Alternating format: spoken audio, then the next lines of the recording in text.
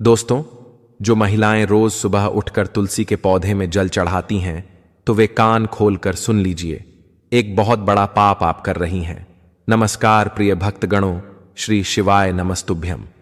अभी हाल ही में पूज्य महाराज जी ने तुलसी के पौधे में जल चढ़ाने के विषय में एक गंभीर बात बताई है।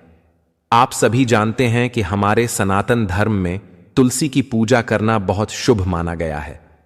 जिस घर के आंगन में तुलसी का पौधा रहता है, उस घर में हमेशा खुशियां और सकारात्मक ऊर्जा का संचार होता रहता है। लेकिन तुलसी माता की पूजा करते समय बहुत ज्यादा नियमों का ध्यान भी रखना पड़ता है। एक छोटी सी गलती व्यक्ति के पूरे घर परिवार को भारी पड़ जाती है। राजा महाराजा जैसी जिंदगी भी भिखारियों जैसी जिंदगी बन जाती है।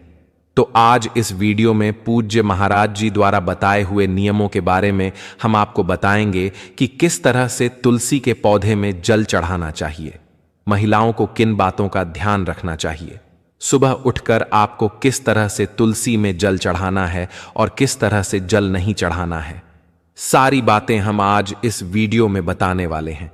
अगर इंसान सही नियमों से, अगर एक महिला सही नियम से तुलसी के पौधे में जल चढ़ाएं और सही नियम से तुलसी के पौधे की पूजा करें, तो उसका पति लाखों करोड़ों कमाने लगता है, दिन दुगनी रात चौगुनी तरक्की करने लगता है। उसकी संतान भी खूब तरक्की करती है।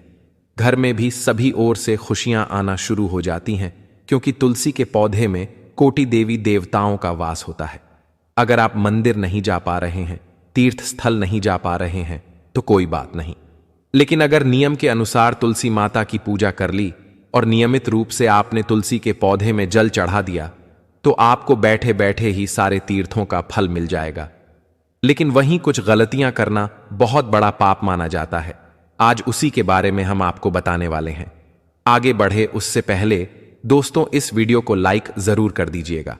इस वीडियो को लाइक करना बिल्कुल भी ना भूलें और नीचे कमेंट बॉक्स में सच्चे मन सच्ची श्रद्धा से हर हर महादेव जरूर लिखिएगा और श्री शिवाय नमस्ते भी जरूर लिखिएगा। दोस्तों, एक महिला सुबह उठकर स्नान करती है। स्नान करने के पश्चात वह अपने घर की रसोई में जाती है, चाय बनाती है और फिर पूजा पाठ करती है और तुलसी माता में भी जल चढ़ाती है और सूर्य देवता को भी जल चढ़ाती है। यही नियम हर महिला अपनाती है।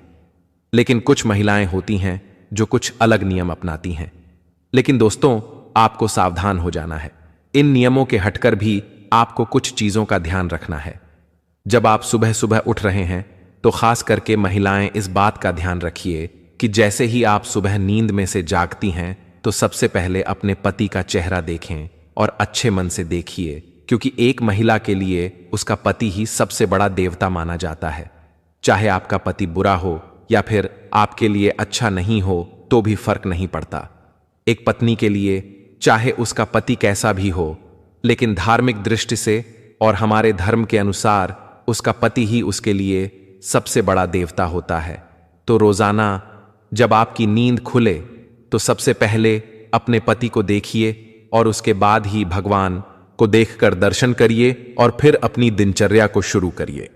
अगर आप शादीशुदा नहीं हैं या फिर आपके साथ आपका पति नहीं रहता है, तो आप चाहे सवेरे सवेरे लड्डू गोपाल के या कृष्ण कन्हैया के दर्शन करके अपने दिन की शुरुआत करिए।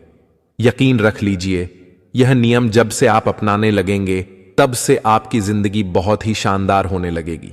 आपका दिन इतना अच्छा होगा कि कोई प्रकार की परेशानी आपको नहीं होगी। आपका पति भी दिन दुगनी रात चौगुनी तरक्की करेगा।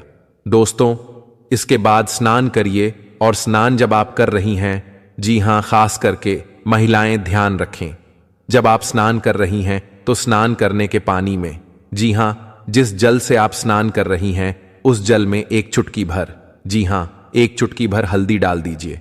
दोस्तों, जो भी महिलाएं हैं, आप सुबह जब स्नान करें तो अपने स्नान करने के पानी में थोड़ी सी हल्दी डाल दीजिए और उससे स्नान कर लीजिए।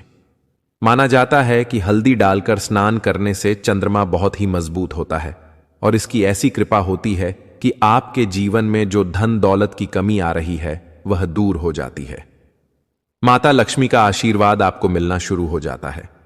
आपके शरीर की सारी अपवित्रता, जी हां, सारी अपवित्रता दूर हो जाती है। हम जो सामान्य जल से स्नान करते हैं, उससे हमारी जो अशुद्धियां हैं वह निकलती नहीं है। महिलाएं रात्रि में अपने पति के साथ सोती हैं और संसर्ग करती हैं, तो अगले दिन जब सुबह उठकर नहाती हैं तो उससे उनकी अशुद्धियां आसानी से नहीं निकलती हैं। लेकिन अगर आप एक चुटकी भर हल्दी स्नान करने के पानी में डालकर नहाएंगे तो आपकी सारी अशुद्धियां दूर होंगी, और उसके बाद जब आप पूजा पाठ करेंगी तो उसका फल आपको दुगना मिलेगा। तो यह नियम आपको अपनाना है। अब स्नान कर लिया। स्नान करने के बाद रसोई घर में घुसने से पहले, जी हां, महिलाओं की आदत होती है कि वे स्नान करके तुरंत रसोई में जाती हैं, चाय बनाती हैं, लेकिन ऐसा अब नहीं करना है। जैसे ही स्नान कर लिया तुरंत आपको पूजा घर में जाकर भगवान की पूजा पाठ करनी है, और सबसे पहले तुलसी माता में जल चढ़ाना है और सूर्य देवता को जल चढ़ाना है। यह नियम है दोस्तों, इस नियम को अपना लीजिए।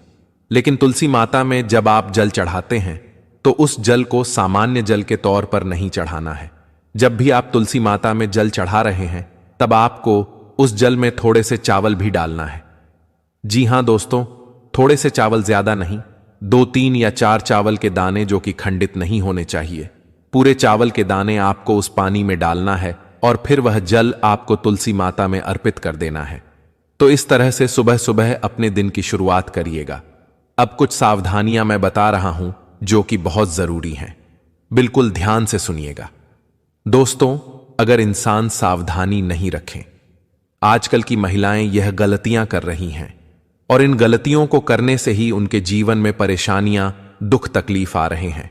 उनके घर में लड़ाइयां हो रही हैं, पति पत्नी में झगड़े हो रहे हैं, आए दिन तलाक हो रहे हैं, इन्हीं गलतियों के कारण। तो दोस्तों बिल्कुल ध्यान से सुनिए, कुछ नियम गाइडलाइंस देखिए। तुलसी का जो पौधा है वह बहुत ही पूजनीय है। मैंने बताया कि 33 कोटि देवी देवताओं का वास होता है और घर में नियमित रूप से तुलसी की पूजा की जाती है।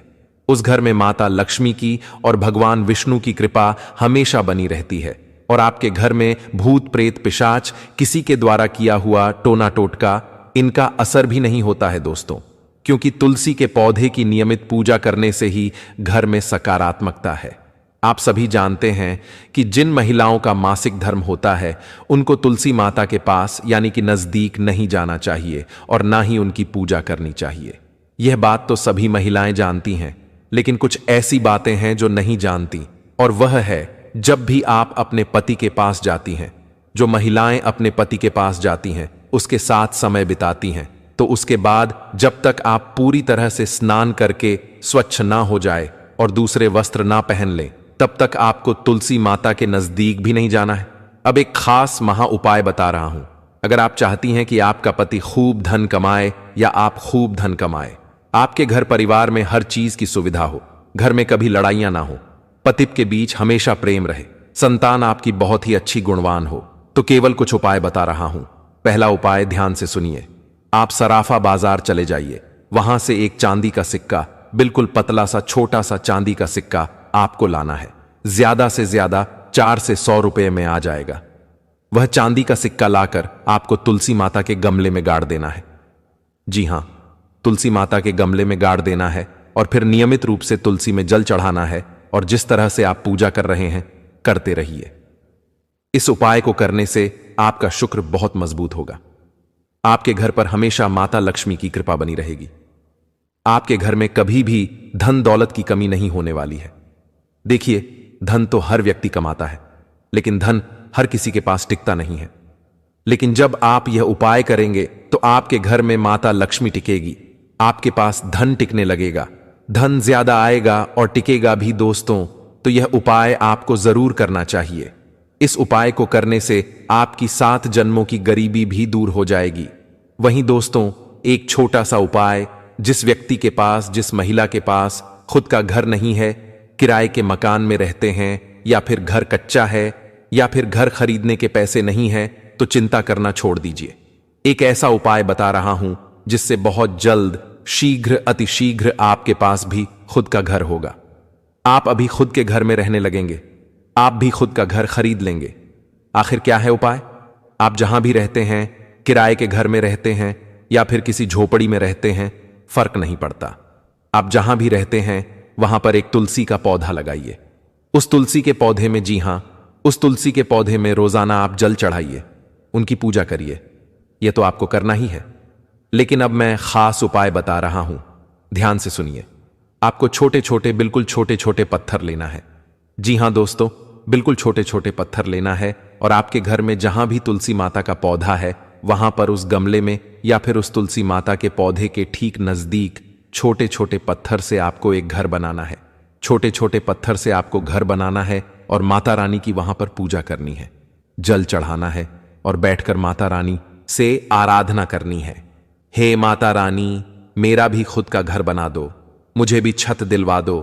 इस तरह से आपको माता रानी के समक्ष बैठकर आराधना करनी है और दोस्तों, आप देखेंगे बहुत जल्द आपका भी खुद का घर बन जाएगा। आप भी खुद के घर में रहने लगेंगे। भले ही आज आप किराए से रहते हैं या फिर आप झोपड़ी में रहते हैं, कच्चे मकान में रहते हैं, लेकिन बहुत जल्द आपका भी एक पक्का अच्छा बड़ा मकान बनेगा। दोस्तों, तो यह उपाय करना जरूर शुरू कर दीजिए। अब अगली चीज है दोस्तों,